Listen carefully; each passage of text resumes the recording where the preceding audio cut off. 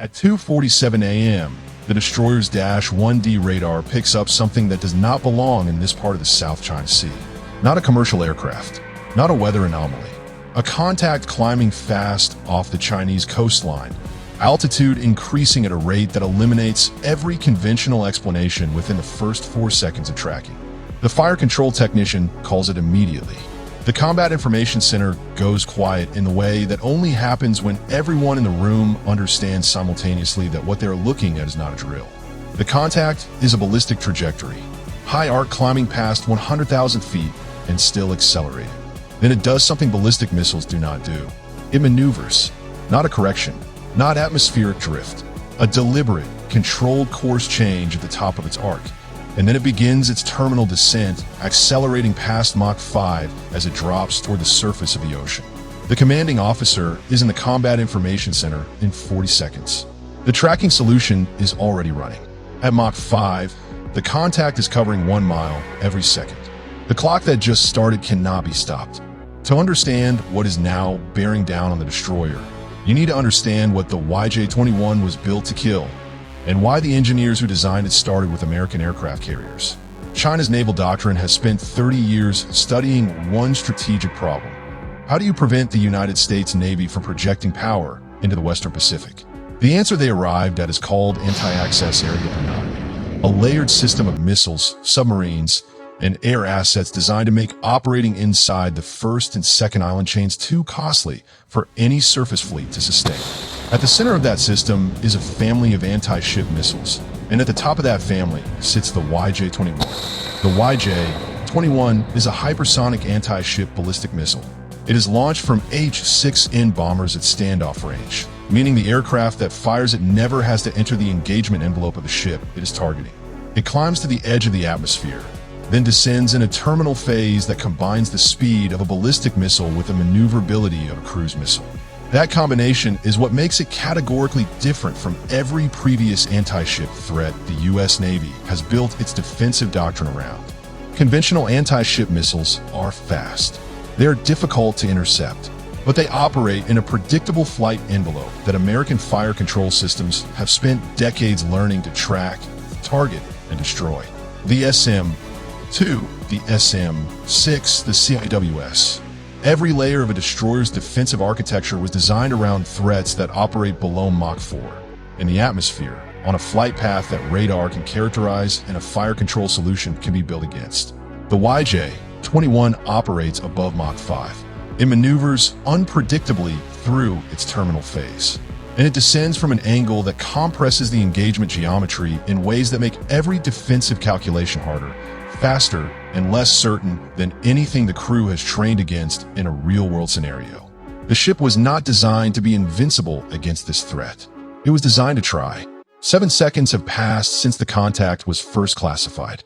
In a conventional anti-ship missile engagement, 7 seconds is nothing.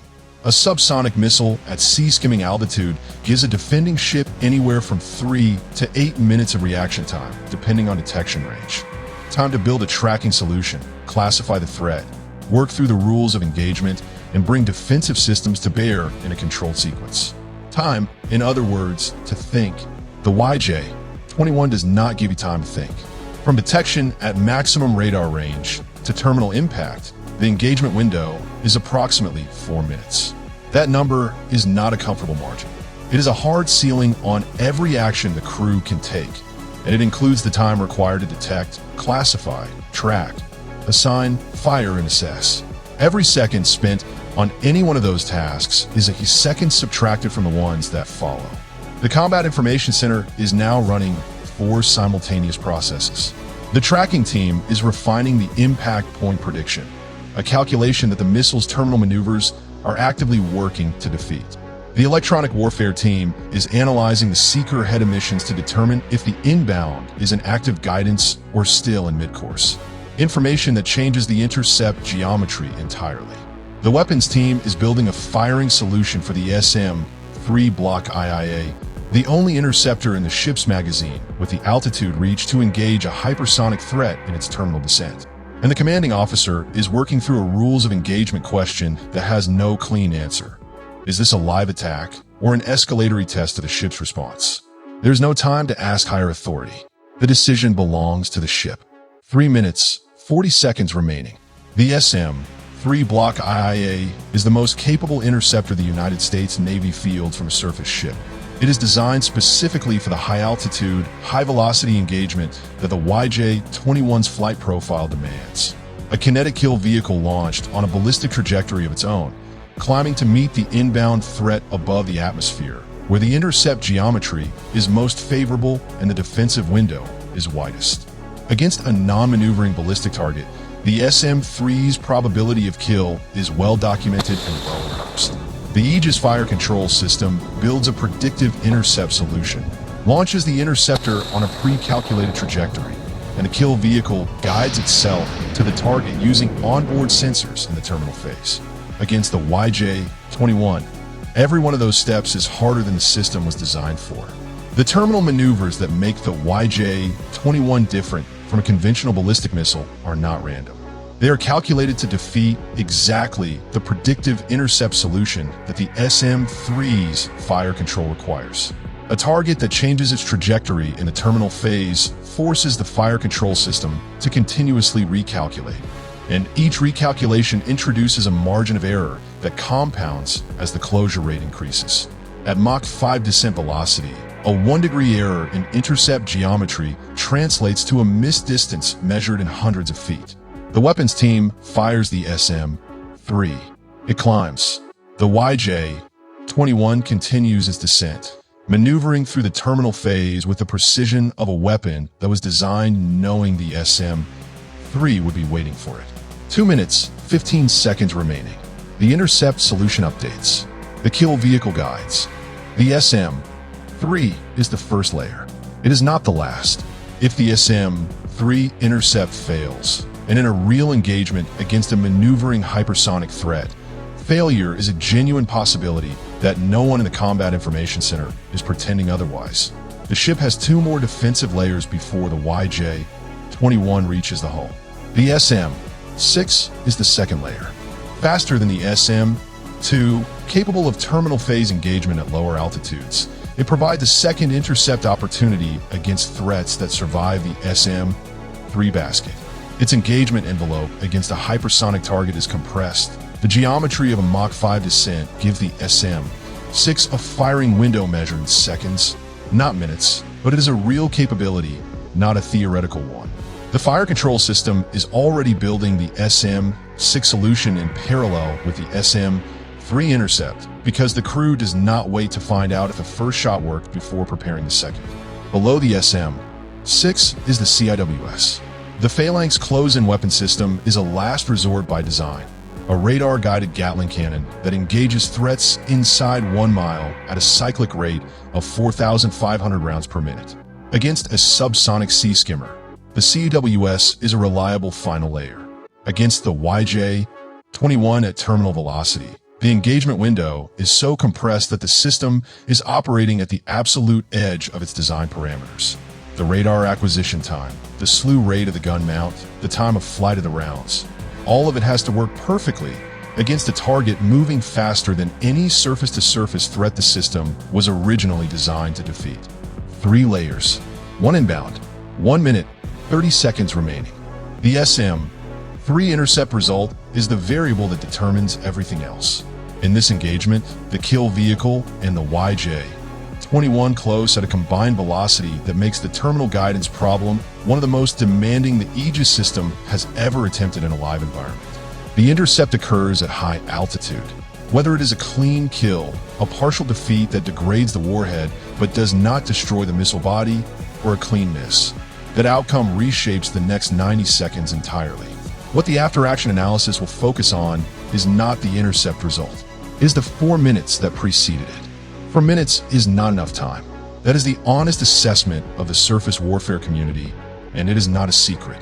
The time-distance velocity mathematics of a hypersonic threat compress the engagement sequence to a point where the human decision-making layer, the commanding officer working the rules of engagement question, the weapons team building the firing solution, the electronic warfare operators characterizing the seeker head, becomes the bottleneck. Not the technology, the humans running it.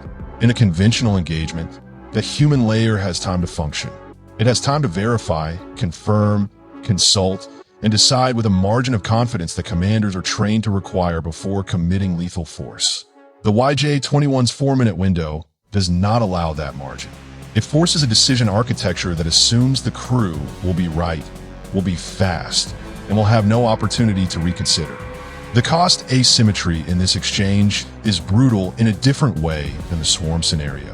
One YJ-21 costs a fraction of the SM-3 interceptor fired against it. If the intercept fails and a second SM-3 is required, the exchange ratio shifts further. A sustained campaign of hypersonic strikes against a surface group does not need to sink ships to be effective. It needs to deplete magazines, to force the expenditure of high-cost interceptors at a rate that the supply chain cannot sustain at operational tempo. That is the strategic logic behind the YJ-21. Not one ship, one night. An entire fleet exhausted and out of interceptors, unable to operate inside the range rig. The response to the hypersonic threat is not a single system. It is a layered investment program that reflects the Navy's understanding that no one solution closes the gap. The Glide Phase Interceptor is the program most directly targeted at the YJ-21 problem, a next-generation interceptor designed specifically to engage hypersonic glide vehicles in their mid-course phase, before the terminal maneuvers that defeat the SM-3's intercept geometry begin. Engaging earlier in the flight path means engaging at lower velocities, with more favorable geometry, and with a longer firing window. The GPI is in development. It is not yet fielded. Directed energy is the other half of the equation. A laser system capable of engaging a hypersonic threat in its terminal phase addresses the cost asymmetry problem at its foundation. $1's worth of electricity against a missile that costs millions. The power requirements for engaging a Mach 5 target are significantly higher than those needed against a drone or a small boat, which is why directed energy solutions for hypersonic defense remain further from the fleet than their advocates would prefer.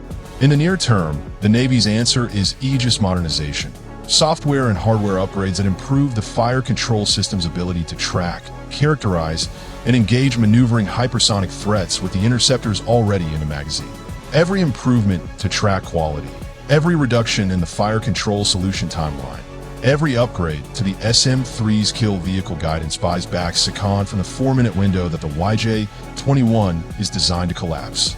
Seconds in a hypersonic engagement are everything. The destroyer held its position. Its crew executed. Its systems performed at the edge of their design parameters against a threat that was built specifically to exceed those parameters. Whether the SM-3 intercepted the YJ-21 is a question with a classified answer in any real engagement. What is not classified is the strategic implication of the scenario itself. The YJ-21 is not a prototype. It has been publicly demonstrated from H-6N bombers and is assessed as operationally deployed. The South China Sea, the Taiwan Strait, the waters of the Western Pacific where American surface groups operate. Those are the waters the YJ-21 was designed to contest. And every U.S. surface warfare commander operating in that environment is working the same 4-minute problem that the crew in this scenario faced. The Navy is not unprepared. The doctrine exists. The training pipelines exist. The investment programs exist. What does not yet exist is a broadly fielded, operationally proven answer to a Mach 5 maneuvering threat that closes 4 minutes of warning to a decision that has to be right the first time, every time, with no margin for error and no opportunity to ask for clarification. That answer is being built. The YJ-21 is already here. And somewhere in the Western Pacific tonight, that 4-minute clock is running.